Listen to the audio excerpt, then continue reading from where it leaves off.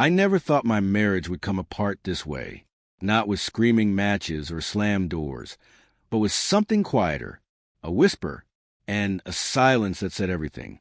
It happened on a Sunday morning, the kind of morning where the house feels suspended, still and heavy. Cassandra, my wife, was in the living room, her voice low on the phone. I had just walked in from the garage with a bag of tools. I wasn't trying to eavesdrop, but something in her tone made me pause behind the wall. Her words came soft, almost like confession. I can't stand him. I don't even know why I stay. And then laughter. That laugh hit harder than the words. It wasn't nervous or forced. It was light, easy relieved, like speaking the truth finally set her free. I stood frozen, not even angry, just stunned. 7 years together. We had our struggles, yes, but I believed we were still holding on. I thought we were rebuilding, fighting through, but in that moment, it felt like I'd been the only one who still believed. I backed away quietly, stepped outside, and sat in the car. I didn't even start the engine.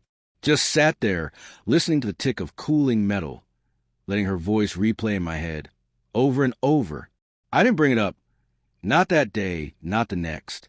Instead, I started looking closer, paying attention, and I saw what I'd refused to see before. How little she spoke to me unless she wanted something. How her eyes stayed on her phone through dinner. How my jokes no longer earned a smile. How her hand never reached for mine. And then it struck me. I'd been carrying us alone, planning the date nights, leaving notes, making her coffee before she woke. I thought I was feeding our love, but she hadn't just drifted away. She despised me for it. That realization settled in my chest like stone, and with it, a kind of clarity. Not revenge, just truth. I began to prepare. I copied the paperwork, opened a separate account she didn't know about, found a small apartment under another name, spoke with a lawyer, and I waited. One night, she came home late, said she'd been with friends. No details, no affection, just tossed her bag aside and walked past me like I was an inconvenience she was tired of living with. That night, while she slept, I packed a single bag, just enough to begin again. I left the divorce papers on the kitchen counter with a short note on top. You said you hated me. Now you don't have to pretend anymore. I placed my keys beside it, walked out, and closed the door quietly. No drama, no raised voices.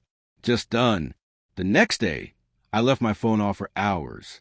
When I finally turned it on, her messages flooded in. First, what is this? Where are you? Then, we need to talk. Don't do this. Later, you misunderstood. That's not what I meant. And finally, please, I'm sorry. But it was too late. I knew then what I could and couldn't forgive. I could forgive a fight. I could forgive harsh words thrown in anger. But you don't say, I can't stand him, unless you've been carrying a long time. And once it's spoken, it's the truth. You can't erase it. I didn't leave to punish her.